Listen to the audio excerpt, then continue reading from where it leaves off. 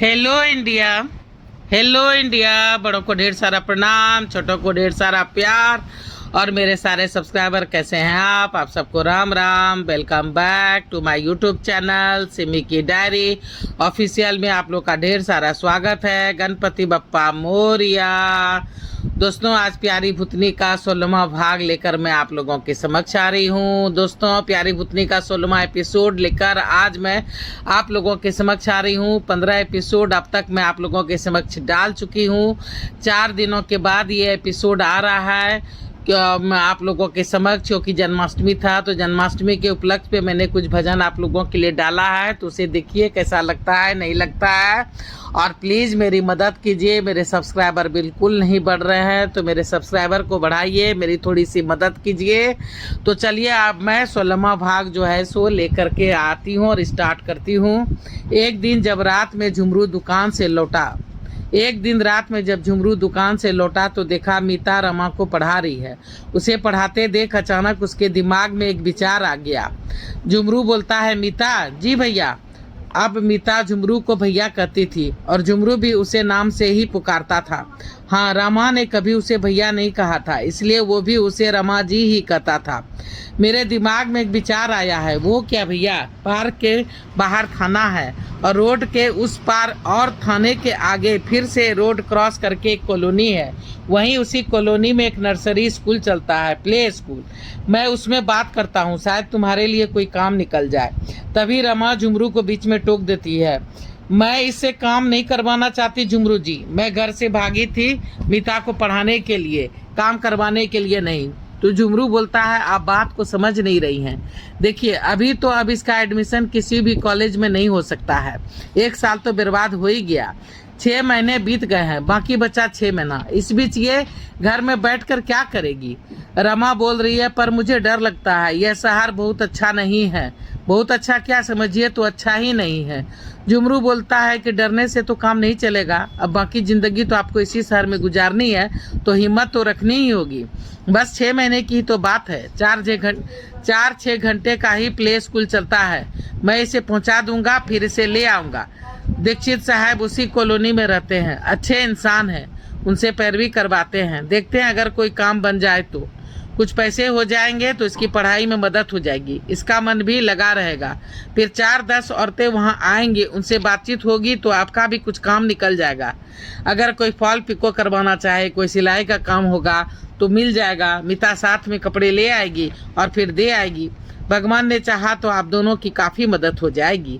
वैसे मैंने इंस्पेक्टर पांडे साहब से मीता के एडमिशन की बातें की थी, पर अभी बीच में सरकारी कॉलेज में दाखिला, वो भी दूसरे स्टेट के स्टूडेंट का, संभव नहीं है। समय तो इसमें लगेगा ही। ये अब अगले साल ही संभव है। आप दोनों सलाह मशवरा कर लीजिए। कल तनख्वाह का दिन है, कहिएगा तभी बात करेंगे। मीता बोलती है, नहीं नहीं भैया, सलाह मशवरा की जरूरत नहीं है, मैं तैयार हूँ। वैसे भी 3-4 महीने हो गए हैं, कहीं बाहर नहीं गए हैं, और इस पार्क में आए हुए तो पूरे 6 महीने बीत गए हैं। बाहर की दुनिया बिल्कुल नहीं देखी है। मेरा दम घुटता है। थोड़ा चलूंगी फिरूंगी, दुनिया देखूंगी तो मन लग जाएगा। पर बिट्टू, ये दुनिया, मीता रमा को टोक देती है, ये दुनिया बहुत बुरी है दीदी, पर मुझे भी खुद को संभालना तो सीखना पड़ेगा ना। झुमरू बोलता है, आप चिंता मत कीजिए, इसने भैया कहा है मुझे। इतना तो विश्वास रखिए कि सब जांच पड़ताल के बाद ही कुछ सोचेंगे। अभी तो बस बात छेड़ी है, काम मिल ही जाएगा, इसकी कोई गारंटी नहीं है। रमा बोलती है, ठीक है, जैसा आप दोनों को उचित लगे। दूसरे दिन झुमरू तनख्वाह लेने थाना पहुंचता है। प्रणाम सर। अरे झुमरू, कैसे हो? आओ। सब ठीक है सर। हाँ ठीक है, आज तनख्वाह का दिन है, दीक्षित छुट्टी पे है, आज मैं ही तुम्हें तनख्वाह दूंगा। जी सर। ये लो पूरे 15,000 रुपये। जी सर। पिछले महीने खाद के जो पैसे आए थे ना सर, वो तो मिल गए ना तुम्हें? हाँ मिल गए हैं सर। वही मैं बता रहा था कि पिछले महीने जो पैसे आए थे तो मैंने एक गड़बड़ कर दी है। गड़बड़? कैसी गड़बड़? सर मैं तो सच्चा और ईमानदार हूँ, झूठ तो बोलता नहीं, इसलिए बता रहा हूँ कि रमा जी को एक मशीन ला करके दे दिया है और आगे के बरामदे को थोड़ा सा एंगिल और चदरा डाल करके थोड़ा घेर करके बड़ा कर दिया है सर। उसमें सारे पैसे खत्म हो गए। दरबान काका ने कहा था आपसे परमिशन लेने के लिए, पर आप नहीं थे उस दिन, माफ़ कर दीजिए। अरे कोई बात नहीं, तुमने अच्छा काम किया। वो दोनों बहनों का वैसे भी इस शहर में कोई नहीं है, बाहर सारे भेड़िए बैठे हुए हैं, यहाँ कम से कम सुरक्षित तो है। अब कुछ कमा लेगी तो उसकी मदद भी हो जाएगी। ठीक है, वैसे भी कौन सा खाद की ज़रूरत बार बार पड़ती है, कोई बात नहीं। नहीं सर, जो जितना लगेगा मैं तनख्वाह से ही ला दूंगा। अच्छा ठीक है, ये लो पैसे और यहाँ रजिस्टर पे साइन कर दो। झुमरू पैसे लेके निकल गया था। जैसे ही बाहर निकला पीछे से झुमरू झुमरू की आवाज़ सुनाई दी। उसने पलट के देखा तो गार्ड उसे बुला रहा था। गार्ड बोलता है कि अरे तुम्हें सिन्हा साहब बुला रहे हैं। सिन्हा साहब? कौन सिन्हा साहब? अरे वो नए जो डीएसपी साहब आए हैं, उस दिन जो कांड हुआ था, जो तुम मिले नहीं थे, वही। अच्छा, वो डीएसपी साहब हैं? मैंने तो सोचा था कि इंस्पेक्टर साहब हैं। नहीं, वही हैं, इस पूरे इलाके के बॉस, बहुत अच्छे हैं। जाओ, तुम्हें बुला रहे हैं। झुमरू बाहर दूसरे गेट पर आ जाता है। प्रणाम साहब। अरे हाँ झुमरू, तुम्हें दूर से ही देखकर पहचान लिया। मैं तनख्वाह लेने आया था सर। दोनों लड़की कैसी है? ठीक है सर। वो सर एक मदद की ज़रूरत थी, सोचा था दीक्षित सर से बात करूंगा, पर वो तो नहीं है। हाँ, वो अभी भी गया है, मैं भी वहीं जा रहा हूँ। क्या बात है सर? वही सास ने बहू को मारकर जला दिया। आप जाइए सर, फिर कभी बात करेंगे। वैसे क्या करना चाहते थे? सर, मिता का कॉलेज में नाम लिखाना है, और जब तक नाम नहीं लिखाता है तब तक सोचे थे कि दीक्षित साहब के कॉलोनी में जो प्ले स्कूल चलता है उसमें वो 5-6 महीना काम कर लेती। घर पे ही बैठी हुई है, कुछ कमा उमा लेगी तो बाद में उसको पढ़ाई लिखाई में मदद मिल जाएगा। मैं रोज यहाँ थाने तो आ नहीं पाता हूँ, इसलिए सोचा था कि आज ही बात कर लूँगा। कोई बात नहीं, सब हो जाएगा। तुम उन दोनों की इतनी मदद कर रहे हो तो हम सबको भी उसकी मदद तो करनी ही चाहिए। मैं दीक्षित से कह दूंगा, वह सब देख लेगा। चलो ड्राइवर। जी सर। प्रणाम सर। डीएसपी साहब चले गए थे।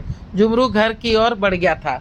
घर पे आते ही मिता ने पानी का गिलास लेकर के आ गई थी। पानी भैया? हाँ, बहुत धूप है, ला दे। पानी पीता है। मेरा काम हुआ भैया?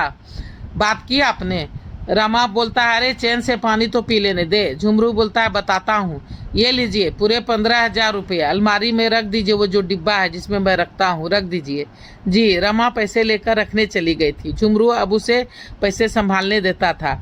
एक और डिब्बा उसी तरह का रमा के लिए भी ला दिया था, जिसमें रमा अपने सिलाई के पैसे रखती थी। मिता बोलती है, हाँ अब बताओ। झुमरू बोलता है, तो चलिए दोस्तों, मैं प्यारी भूतनी के 16वें भाग को यहीं पे समाप्त करती हूँ, और 17वां भाग अगला एपिसोड लेकर के फिर मैं आप लोगों के समक्ष आऊँगी। तो अब मैं अपनी वाणी को यहीं पे विराम देना चाहती हूँ। जय भोलेनाथ, हर हर महादेव।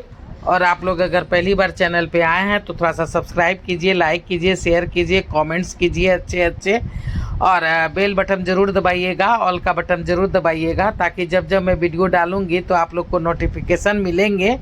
और आप लोग को ढेर सारा थैंक्स कर रही हूँ वीडियो को देखने के लिए, ढेर सारा थैंक्स।